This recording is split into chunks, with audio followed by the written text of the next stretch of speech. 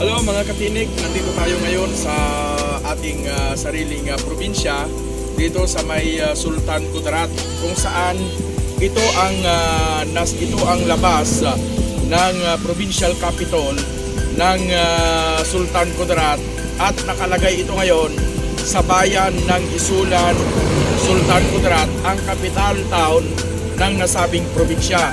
Mamaya mga katinig ay ipapakita ko sa inyo ang kabuuang loob at mga ibang playground ng ating probinsya ng Sultan Kudarat.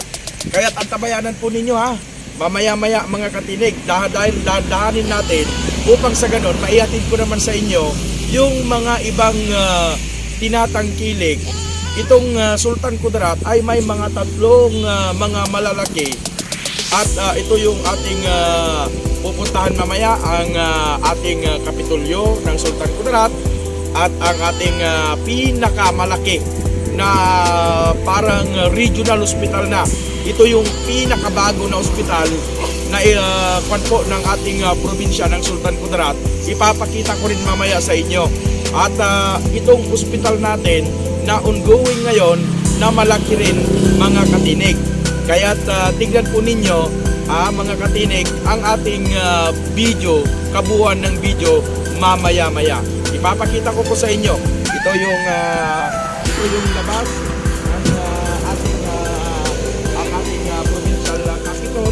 Kung makikita po ninyo, ang ating mga provincial capital ay napakaganda at talagang green na green ang design, at yung lighting niya ay talagang makikita mo na kapag oras ng gabi ay napakaganda at napakakwan na pagmasdan dahil sa nagsikinangan at napakaganda. Pero mas maganda mamaya-maya katinig kung ipapakita ko sa inyo ang loob ng provincial capital. Kaya't puntahan natin, tara!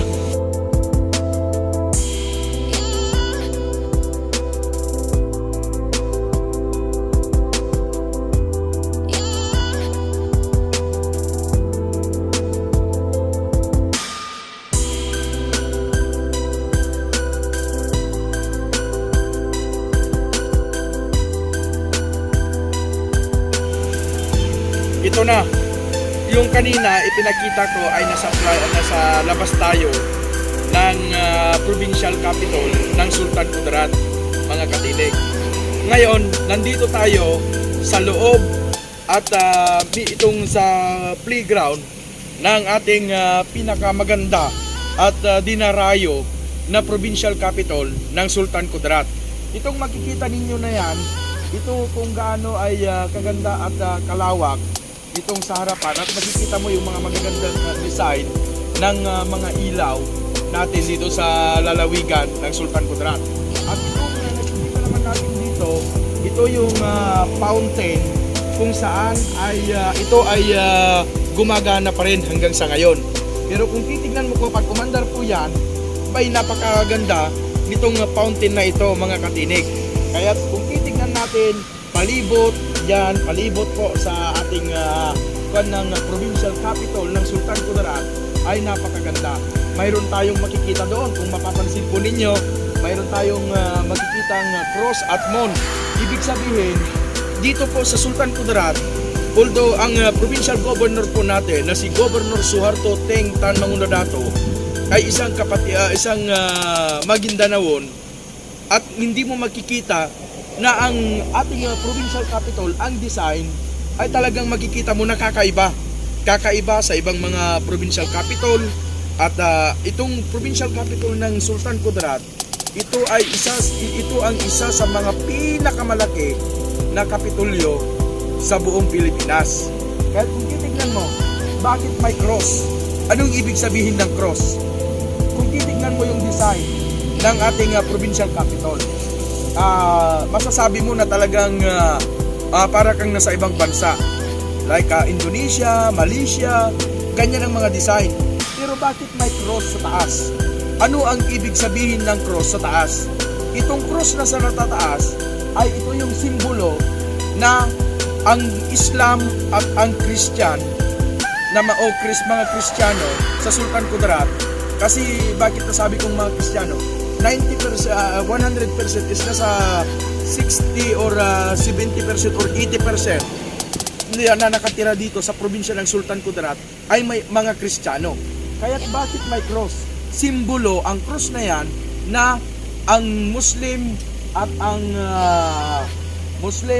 Kristiyano sa probinsya ng Sultan Kudarat ay nagkakaroon ng pagkakaisa, unity, dahil sa maganda ang pamamalakad ng ating provincial governor na si Governor Suharto Teng Mangudadato. Itong kapitolyo na ito, mga kababayan natin or mga katinig, ito po ay nag-umpisa na maipatayo noong nag-governor ang tatay ni Governor Suharto Teng Tan Mangudadato. Ito ay si Dato Pax Mangudadato, kung saan tumayo itong kapitolyo na ito sa panahon ni Governor Pax Mangudadato, at dahil dyan sa kanila ay nagkaroon din ng mga iba't ibang mga programa sa panggobyerno ng Sultan Kudarat. Tulad ng maraming mga libre ang pwede mong iabil sa lalawigan ng Sultan Kudarat, na kung saan yan naman yung minana ng anak ng governor na si Governor Pax, at ngayon ay nai-implement pa rin sa panahon ni Governor Suharto Teng Tan Mangudadato, mga katinig. Kaya halika, puntahan natin, dahan-dahanin natin, mga katinig. Napakasarap talaga ng pumasyal sa Sultan Kudarat. Bakit? Nandito tayo ngayon. Nandito ako sa harapan ng ating provincial capital. Nandito na mismo sa entrance na, sa may papasok na mismo ng lobby ng provincial capital. Makikita mo naman, ito kanina ay pinapakita ko, di ba, yung mga pwede mong makita sa labas. Ngayon nandito tayo, malapit tayo ng malapit sa may mismong pintuan ng ating probinsya ng Sultan Kudarat. Makikita natin doon, Province of the Sultan Kudarat. Di ba? Probinsya ng Sultan Kudarat. Ngayon mga katinig, inaanyayahan ko yung ating mga kababayan dahil talagang hindi naman lingid sa lahat. Mga dayuhan, mga taga Luzon, taga Visayas, mga taga ibang bansa ay tuwan-tuwa kapag nararating nila itong probinsya ng Sultan Kudarat. Lalong-lalo na kapag sila ay tumatapak dito sa Sultan Kudarat ng ang ating provincial capital. Kaya kung titignan natin mga katinig, kaya ikon natin na ang Sultan Kudarat, ito yung lugar kung saan sa iba't ibang mga bayan ng Sultan Kudarat, iba't ibang mga lugar, ang dami na dumarating na mga turista, ang daming mga pumapasok na mga dayuhan galing sa iba't ibang mga lugar. Kung titignan natin talagang ang Sultan Kudarat, kaya nga tinawag SK. Bakit SK? Sultan Kudarat sikat ka. Parang yan ang kataga ng ating provincial governor na si Governor Suharto Teng Tan Mangudadato. Kapag binanggit mo ang SK, sikat ka. Sikat talaga sa mga dayuhan, kahit sa mga ibang mga lugar na saan man ay pumupunta. Halika, pasyalan natin mismo doon na sa entrance ng ating provincial capital ng Sultan Kudarat. Katinig, handa ka na ba na makita ang loob ng ating provincial capital ng Sultan Kudarat? Kung hindi pa, ngayon magiging handa ka. Bakit? Dahil sa ganda ng loob at mga dito po sa ating provincial capital. Ito ang province of Sultan Kudarat capital, mga katinig. Kaya sa ating programa sa Tinig ng Bayan, alam po ninyo, talagang tinatangkilik natin ang napakagandang kwento ng ating probinsya ng Sultan Kudarat. Kaya katinig, halika, pumasok tayo dahan-dahan sa loob. dito habang papasok tayo sa loob ng ating provincial capital, Katinig. Gusto ko na ganito yung dadaanan natin. Napaka-kwan talaga ang ating provincial capital. Dito ay bago ka pumasok, kapag may mga trabaho, siyempre, panahon ng pandemic ngayon, pag may bago ka pumasok dito sa provincial capital dahil panahon ng pandemic, dadaan ka sa tamang proseso o tinatawag na health protocol. Ito magkakaroon ka ng magkuhan ka ng iyong kamay para yung alcohol mo at magiging kuhan ka sa safety kuhan muna. Napakabango ang kuhan nila. Okay. Ito naman yung kuhan ng ating halimbawa, pagpapasok ka, yung ating guard kuhan talagang dito yan siya. At ito ngayon yung kabuuan ng harap ng ating provincial capital. Kaya halika, tingnan natin. Dito, bago ka papasok sa provincial capital, makikita mo itong mga katagang ito. Mapabasa mo na kung saan ay ito yung magiging kuwan mo. At ito rin, makikita mo rin itong kuwan ng ating provincial capital tourism turuan natin ito, yan. At saka dito naman, bago ka naman pumasok, mayroong other assistant desk na pwede mong mahingian ng tulong, Katinig. So hindi mahirap kung may kailangan kang gawin, mayroon kang transaction dito sa provincial capital, o mayroon kang hinahanap na tao na pwede silang makatulong, dito ka pupunta. Design ng sa loob ng ating provincial capital, napakalawak. Yan.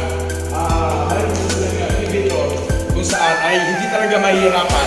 Kahit ang senior citizen ang may pupunta dito, hindi mahihirapan kasi mayroon naman tayo na ito ay napakalapad. Hanggang doon, titignan mo, napakalaki, napakalapad, napakalawak. Ito naman yung para kang nandun sa ibang bansa na makikita mo yung 1, 2, 3, tatlong palapag na ang lalaki, ang haba, mga Katinig. Dito naman, kung halimbawa, marami ang pumupunta, dito sila umuupo, nagpapahinga, at dahil nagpapahinga, ay nakikita yung mga view, nare-relax yung kanilang isip, nare-relax ang kanilang kaisipan na kung saan ay parang hindi magkuhan dahil sa ganda, at talagang ma-appreciate mo. Ito nga yung sinasabi ko kanina, kung saan yung mga dayuhan, mga taga-ibang lugar, ito ang sinasadya nila dito sa Sultan Kudarat. Halika, tignan natin yung makikita mo yung kabuuan ng Sultan Kudarat. Nandito yung kanilang playground, nandito yung provincial capital. Ito yung kung hindi ako magkamali, ito yung Kapitolyo, ospital, at iba pang mga yan yung kuwan natin gym, sport complex yan. At ito naman yung dito sa likod ng Kapitolyo, sa likod ng sport complex, ito yung kung saan nagkakaroon, halimbawa mayroon tayong Kalimutan Festival. Pag Kalimutan Festival, mga Katinig, dito yan ginagawa, ang Kalimutan na Festival dito banda. Yan, sa likod mismo ng Kapitolyo, kasi napakalaki ito napakalawak. Kahit ilang libong tao ay pwedeng makapasok dito. At ito yung ating ospital. Ito ay papakita ko sa inyo. Yung ating provincial hospital. Yan. At saka ito yung kwan ng ating mga ibang building na nandito sa mismong provincial capital. Ito po napakalawak, di ba? Napakalapad ang ating probinsya ng Sultan Kudarat na kung saan ay dinarayo. Ito ay pakita pa lamang dito pa lamang po yan sa Kapitolyo. Paano na kaya kung marating ninyo yung mga ibang lugar sa Sultan Kudarat, na lalong-lalo na yung mga pasyalan, yung mga caves, yung mga magagandang view ng Sultan Kudarat, like sa Columbio, Senator Ninoy Aquino, dyan sa Bansada na tinatangkilik ngayon, iba pang mga lugar na kung saan ay talagang pwede mong masabi na napakaganda ang Sultan Kudarat. Ang Sultan Kudarat, kapag nasa kwan ka ay napakalamig pa. Ito, halika rito. At mayroon din tayo. Ito si Dunwan. Ito si Dunwan Garcia. Ito yung nag-donate ng talagang para may patayuan ng ating provincial capital. Ito isa sa mga pinakamayaman sa probinsya ng Sultan Kudarat. Ito naman nakikita ninyo, ito yung pinakabata na congressman ng 1st District ng Sultan Kudarat na si Vice Princess Rian sa Kaluran. Ito ang pinakabata na marami ring masasabi natin na maraming naging proyekto, programa ngayon po mula po nung umupo siya bilang congressman sa Sultan Kudarat. At tingnan pa natin yung ibang lugar ng Sultan Kudarat. Ano ang gusto ninyo? Tignan natin, halika, puntahan natin ang pinakamaganda na ospital dito sa Sultan Kudarat. At hindi lamang sa Sultan Kudarat, kundi buong Region 12 na pinakalaking ospital, mga katinig.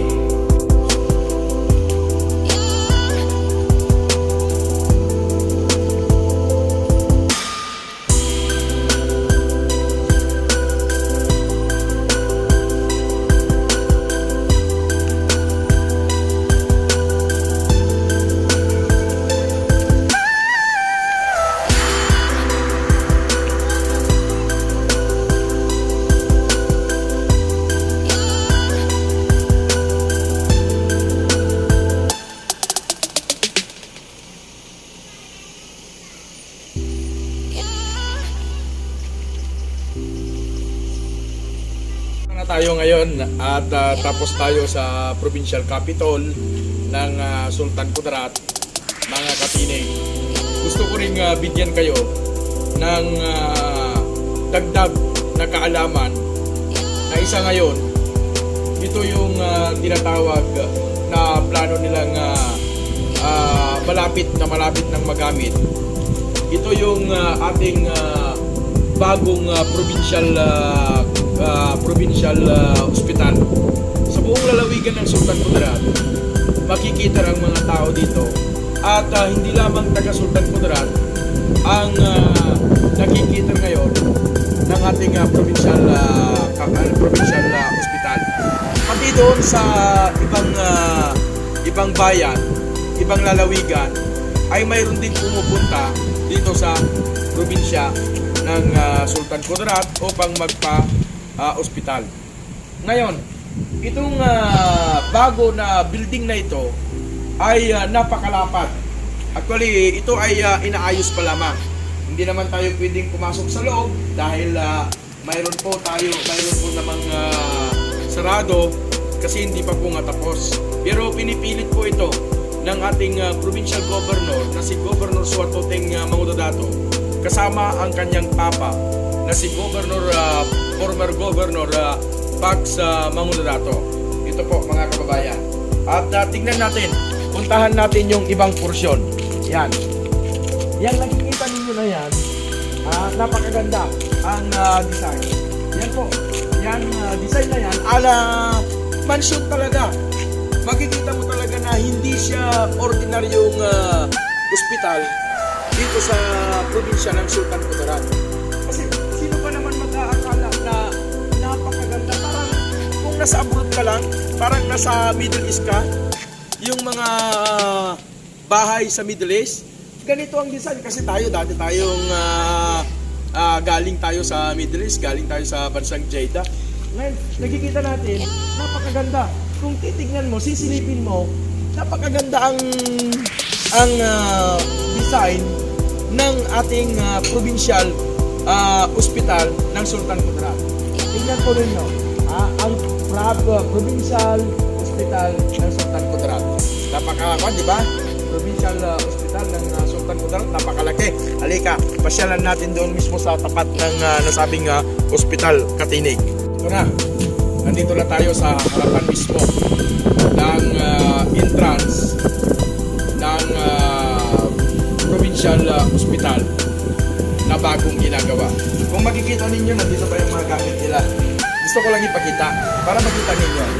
at least paggawa natin ng balita sa ating bago na ospital sa lalawigan ng Sultan Kudarat, ay makita ninyo na talagang inaayos pa. Makikita ninyo at mapapakinggan din ninyo ito bukas sa ating programang Tinig ng Bayan.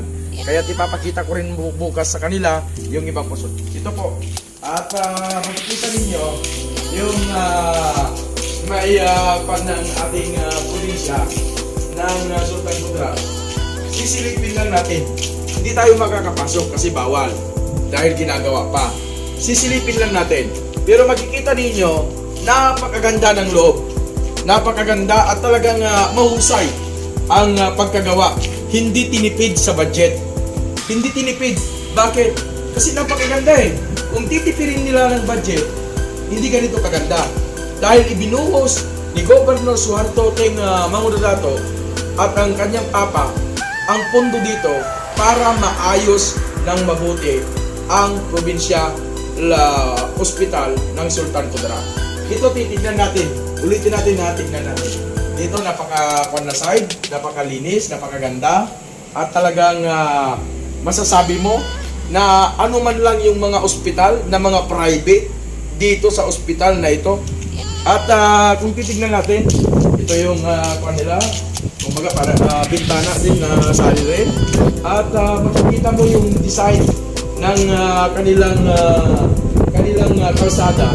Talagang nakapan sa plano. Napakaganda. Kaya't mga katinig, itong provincial hospital ng Sultan Kudarat, uulitin ko ang capacity or yung makakapasok dito ay tinatayang aabot sa 399 bed capacity. Kapag yan ay mga kababayan, pagka magkulang pa, mayroon pa doon sa kabilang ospital na yun ang ginagamit ngayon. Nandun ang maraming pasyente. Ito mga kababayan, kung si Governor Suharto Teng Mangudadato pa ang magsasabi, sabi niya, parang nagkaroon ng prophecy na para bang magkakaroon ng alam na ni Governor Pax na magkakaroon ng itong pandemyang dinadaanan natin ngayon. Para parang inilaan na itong ospital na ito ay magkakaroon ng malaking pandemya, problema sa ating bansa ay magagamit natin kagad. Kasi kung titignan natin, nagkataon na tumayo itong ospital na ito sa pagkakaroon ng pandemic na tinatawag natin COVID-19 or Corona-19. Ngayon, itong ospital na ito magagamit kung sakali mang magtatagal pa. Alam naman natin na ang coronavirus ngayon ay mas lalong dumarami. At ang mga ospital sa Sultan Kudarat ay halos wala ng paglagyan ng mga na-isolate at saka itong tinatamaan ng coronavirus. Kaya't sa mga kababayan natin dito sa kalapit probinsya ng Sultan Kudarat, dito sa may Sultan Kudarat na nandirito, mapalad po tayo dahil nagkaroon tayo ng mga leader katulad ni dating Governor Pax Mangudadato at ngayon ay Governor Teng Mangudadato na magkaroon tayo ng ganito kalaking ospital. Halika, mapakita ko sa inyo yung ibang view ng sa labas mismo ng nasabing ospital. Yan, napakaganda. Uulitin ko napakaganda ng ng ospital na ito. Pang mayaman ang design. Pero, uulitin ko, provincial hospital po ito, hindi po ito private hospital. Ito po ay ospital ng taong bayan, ng mamamayan ng Sultan Kudarat. Ito po ang kabuuan ng pag-iikot natin para ipakita ko sa inyo ang magaganda at malalaking building na naging programa ng mag-amang Mangudadato na si Governor Pax Mangudadato at Governor Suharto Ting Tan Mangudadato sa probinsya ng Sultan Kudarat. Marami pang iba na mga programa ng provincial government na inyo pong malalaman. Kaya't bukas, tignan din natin yung mga iba pang lugar na pasyalan dito sa Sultan. Mga turista na nanggagaling sa iba't ibang mga lugar, galing sa amang lupalop ng Pilipinas, sa ang lupalop ng buong mundo, para lamang makarating sa ating probinsya sa Sultan Kudarat. Kaya't marami pong salamat sa inyong panonood sa ating pong video na kinuha ngayon, at salamat sa inyong pong panonood sa atin, at naipakita ko sa inyo yung mga mahalagang bagay na malalaking mga programa ng ating probinsya ng Sultan Kudarat. Kaya't sa susunod guys, mga katinik, hindi lamang ninyo ito mapapakinggan dito, kundi mapapakinggan din po ninyo sa akin pong programang Tinig ng Bayan, programa kung saan ay programa ng sambayanan. Sino mang taong lumalapit at humingi ng tulong, inaaksyonan ng inyong pong lingkod. Kaya't huwag po ninyong kalimutan na i-subscribe ang aking YouTube channel, Tinig ng Bayan #1.